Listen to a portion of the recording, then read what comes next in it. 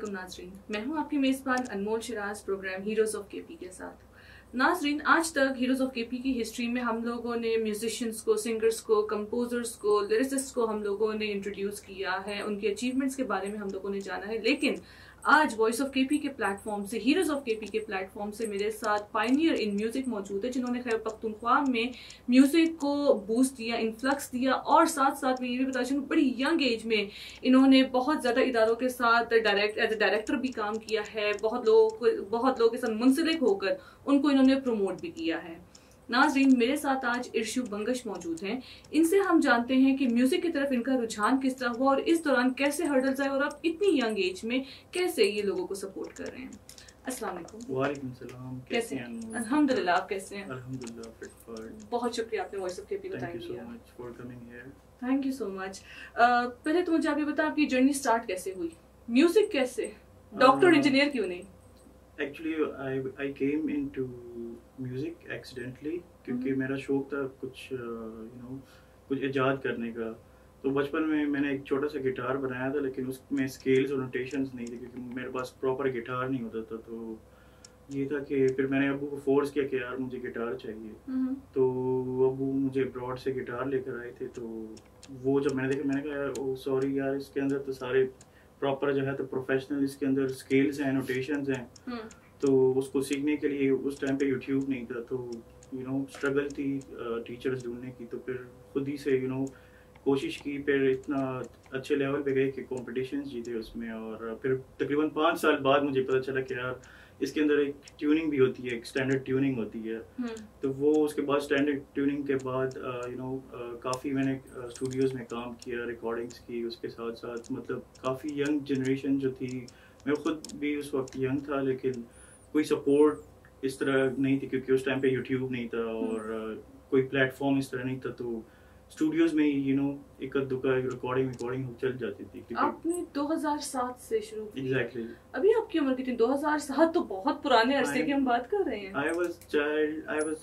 I started in childhood क्योंकि guitar मुझसे बड़ा था और मैं छोटा था। उस टाइम से मैं म्यूजिक सीख रहा हूँ।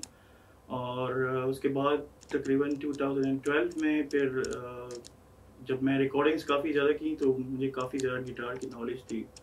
तो काफ़ी ज़्यादा स्टूडेंट्स भी मेरे गिटार के लिए, क्योंकि उस टाइम पे टीचर्स नहीं हुआ करते थे इतने ख़ास। एक दो Sarmad Ghafoor shifted migrated to Islamabad. फिर यहाँ पे 1-2-3 गिटारिस्ट होते थे जो कि कुछ रिकॉर्डिंग्स में बिजी होते थे और मैं गिटार सिखाता था लोगों को।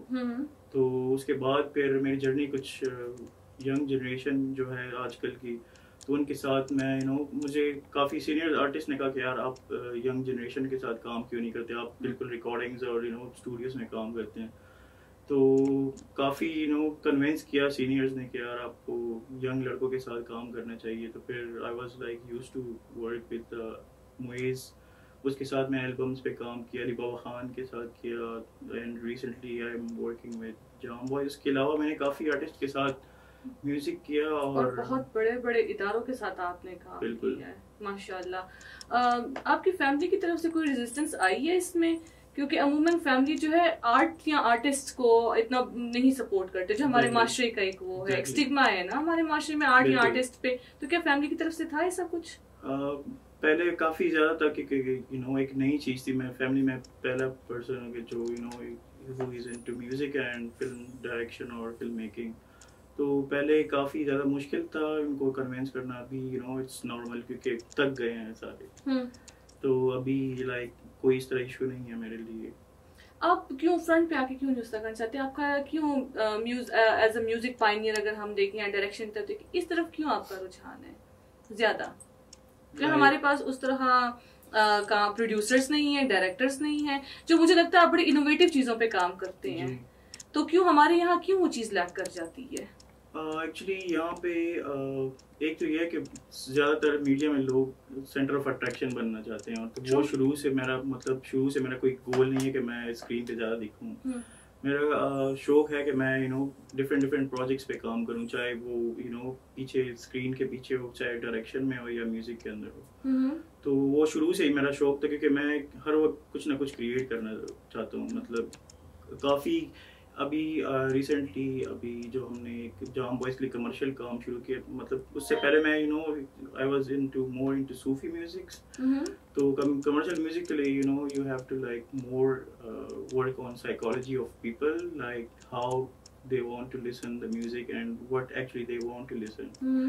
تو لوگوں کو کنوینس کرنا اتنا مشکل کام ہے کہ اس میں زیادہ ٹائم میرا سائیکالوجی کے اوپر بھی میرا کافی ٹائم لگ گیا ہے, لوگوں کی مینٹلٹی کو نوٹ کرنا کہ what actually they want, what are they into these days. تو اس کے اوپر میں آج کل کام کر رہا ہوں. It's going well and we just crossed in many tracks 20 million, 10 million, and the last one was, I think it's going in 9 million. And it's going on.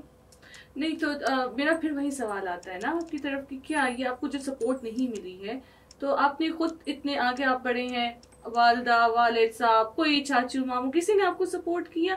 کیونکہ جس پوزیشن پہ آپ ہیں اتنی اسٹیبلٹی پہ, تو جب تک فیملی کی سپورٹ نہیں ہوتی انسان کچھ بھی نہیں ہوتا ہے اکثر. مطلب جتنے بھی آرٹسٹ ہوتے ہیں ان کو مطلب دے آر موسٹلی سینسیٹیو, تو ان کو سمجھنا بڑا خاموش ہوتے ہیں زیادہ تر آرٹسٹ. یہ میں نے بہت نوٹس کیا, سمجھنا بڑا کافی مشکل ہوتا ہے.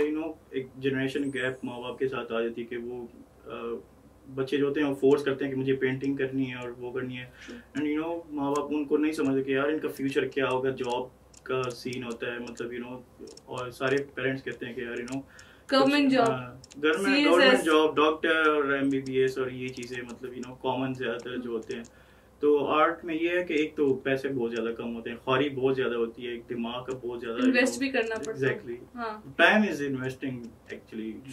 جتنے بھی آرٹسٹ ہیں تو موسٹلی اگر جتنے بھی ہم دیکھیں ٹک ٹاک اور یہ نئے جو جتنے ایپس ہیں ان کے جو اسٹارز ہیں, ان کے علاوہ جتنے بھی آرٹسٹ ہیں, تو وہ دے آلموسٹ 10 to 15 years. میں یہاں کسی بھی میں ایپ پہ یا کسی پلیٹ فارم پہ اسٹگما نہیں لگانا چاہ رہی, لیکن آپ نہیں دیکھتے ٹک ٹاک پہ ذرا نان سیریس کانٹینٹ آتا ہے ایز کمپیئر ٹو کہ آپ ایک پلیٹ فارم کو بڑا اچھے طریقے سے بھی یوٹیلائز کر سکتے. دے آر پیپل جو بڑا اچھا کانٹینٹ ڈالتے ہیں, لیکن آپ نے اگر ٹک ٹاک کی یہاں بات کی تو کیا ہمارے پاس وہ کانٹینٹ پروڈیوسرز ہیں؟ There are, I think I haven't seen mostly serious product in TikTok. تو people mostly are not depressed.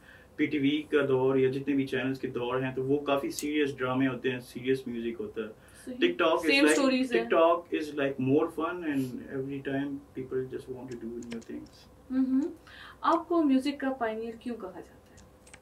Just because I have worked in R&B, I have worked in Sufi, I have worked in classical music, I have worked in blues, jazz, pop, and I don't think nobody is doing these days all of the genres in Pashto music industry. Pashto music کی طرف اگر آتے ہوئے میں کہوں کہ ہمارا ایک بڑا ٹریڈیشنل سا میوزک ہوتا ہے. وہ ڈاکٹر زی خان بڑے اچھے ایک دوست ہیں, وہ کہتے ہیں کہ بڑا تنگڑا پتن, وہ ایک ورڈ یوز کرتے ہیں, وہ میوزک ہوتا ہے. تو اس میوزک کو, اس کلچر کو ہم کس طرح چینج کر سکتے ہیں کہ ہمارے لوگ وہ چیز سننے کی بھی عادی ہو چکے ہیں, انوویشن نہیں آتی. ہمارے پشتو ڈراماز یا پشتو میوزک ایک ہی جو آپ کا چلتا آ رہا ہے ہم ڈرب سسٹم اسی پہ ہو رہا ہے, انوویشن کس طرح آ سکتی ہے اس میں؟ ایک بندہ تو چینج نہیں لا سکتا. I won't comment on innovation because that's a big like topic, لیکن but I have seen a lot of people when you force or emphasize some music on people, they actually want to listen it. Like time لگتا ہے لیکن لوگ change چاہتے ہیں. ابھی جو پاکستان کا میوزک چل رہا ہے it's almost not pop music, it's kind of chill out and pop music. تو اس لیے چینج ہوتا ہے, ٹائم لگتا ہے لیکن چینج ہوتا ہے. Now these days like people if Pashtuns are listening to R&B or folk music, then their taste had been changed, so they would like to listen new musics as well, in Pashto music as well, because they are listening to folk. جو آپ کی position پہ لوگ ہیں, direction کی یا production administration کی team پہ لوگ ہیں, ان کو کیا کرنا چاہیے؟ کیونکہ ان کی مینٹالٹی اس طرح گروتھ نہیں ہو رہی ہے, کریٹیوٹی نہیں وہ دے رہے, وہ کہہ رہے بس جو ایک سلسلہ چلتا آ رہا ہے وہ چلتا رہے. ان کے لیے آپ کا کیا پیغام ہوگا؟ پیغام یہی ہے, پیغام ان ا سینس کہ کیا ان کو ریکمنڈیشنز کیا آپ دیں گے, سجیشنز کیا دیں گے؟ Actually there are different types of people in listening music. جس طرح پشاور میں یا KP میں جو آرٹسٹ ہیں, اسی طرح انڈیا میں بھی اور باہر ملک میں بھی کمرشل میوزک کے زیادہ تر آرٹسٹ ہیں. تو اگر دیکھا جائے تو ان کے بھی اس طرح کچھ میوزکس ہیں جو کہ they use vodka and these kind of stuff words, تو وہ بھی چلتا ہے. اٹ مینس کہ یہاں پہ جو یہ لوگ جو ورڈز یوز کرتے ہیں, جو میوزک یوز کر رہے ہیں, یہ بھی چل رہا ہے. It means there are people who actually want to listen that music. So you cannot change music, but you can change music for a change people actually who don't want to listen to commercial music. That's عموماً ہم نے بہت زیادہ singers کا اور ان کا کیا بڑا ڈفرینٹ سا میرے لیے ایک انٹرویو, کیونکہ میں فرسٹ ٹائم ایک ایسے بندے کو جو کہ بیہائنڈ دا سین کام کر رہا ہے, اسکرین کے سامنے نہیں آ رہا, اس کا میں کر رہی ہوں. میں آپ سے یہ جاننا چاہتی ہوں کہ جو اسٹوڈنٹس یا جو یوتھ ہمیں دیکھ رہی ہے وہ اس طرف آنا چاہ رہی ہے, ان کو آپ کس طرح سپورٹ کر سکتے ہیں پرسنل کیپیسٹی میں؟ Will you give them teaching یا کچھ ایسا کوئی اکیڈمی ہے آپ کی کچھ؟ پہلے میری اکیڈمی تھی, لیکن اس وقت کیونکہ میں 2 ریکارڈ لیبلز کے ساتھ کام کر رہا ہوں, ایک JKS ریکارڈز اور ایک میرا جو اپنا ہے جینس فلمز اینڈ ریکارڈز. تو ابھی میرے کچھ اسٹوڈنٹس ہیں وہ سکھا رہے ہیں لوگوں کو musics. So they are like more into teaching music and film direction things. میں ہمیشہ انٹرویو کے اختتام پہ ایک سوال پوچھتی ہوں کہ آپ پیرنٹس کو کیا پیغام دینا چاہتے ہیں کہ جن کے بچے اس طرف آنا چاہتے ہیں, کیونکہ پیرنٹس کی طرف سے وہ بہت ہی ریسٹرکشن ہوتی ہے. یہ کافی مشکل سوال ہے, بٹ آئی ول ٹرائی کہ کنونس اس طرح کرے کہ کاش وہ پیرنٹس اپنے بچوں کو آرٹسٹ بننے کے لیے چھوڑ دیں.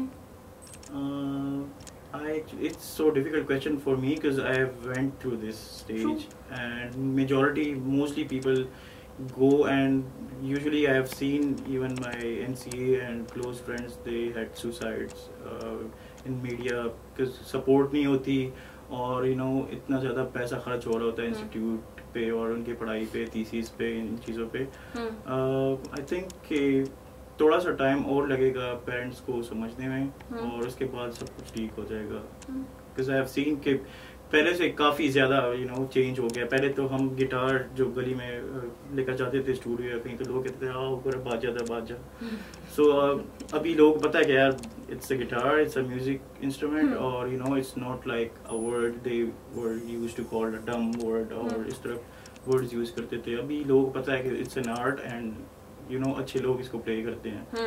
کچھ سرٹن لوگ تھے, کچھ اسپیسیفک لوگ تھے جن کی وجہ سے تھوڑا سا زیادہ ہی خراب ہو گیا تھا سین, کہ وہ ورڈز اس طرح یوز کرتے تھے اور وہ میوزک کے ساتھ اس طرح ڈانس وغیرہ اور یہ چیزیں یوز کرتے تھے کہ پیرنٹس کہتے تھے کہ یار یہ اچھی چیز نہیں ہے, اینڈ اس میں برے لوگ ہی کام کرتے ہیں. لیکن ابھی ایجوکیٹڈ لوگ آ گئے ہیں, تو اس لیے پیرنٹس یہ ہیں کہ تھوڑے بہت کنونسڈ ہیں اس چیز کے اوپر کہ چلو باہر اسموکنگ نہیں کر رہا ہے, یہ نہیں کر رہا ہے, exactly he is doing in art, painting کر رہا ہے یا میوزک کر رہا ہے. سو تھوڑا سا اور ٹائم لگے گا, پھر آئی تھنک کہ تھوڑا سا چینج ہو جائے گا. Thank you so much. Thank you so much for coming. Thank you. ناظرین, جس طرح کہ آپ نے سنا کہ ٹائم لگے گا, لیکن وقت کے ساتھ ساتھ چیزیں بدل رہی ہیں, چیزیں بدلی بھی ہیں, اور جو ہمارا ایک پرانی سی چیزیں چلتی آ رہی تھی, اب اس میں جو یوتھ ہے ہمارا بہت اس میں چینجز لے کر آ رہی ہیں. اسی طرح وہ یوتھ کو بھی یہ امپاور کر رہے ہیں کہ آپ اس فیلڈ کی طرف آئیں, آپ ریزیلینس لائیں, پیشنس لائیں, خود میں اپنی ڈریمز کو پرسو کریں. اسی کے ساتھ اپنی میزبان انمول شراز کو دیجیے اجازت. اللہ حافظ.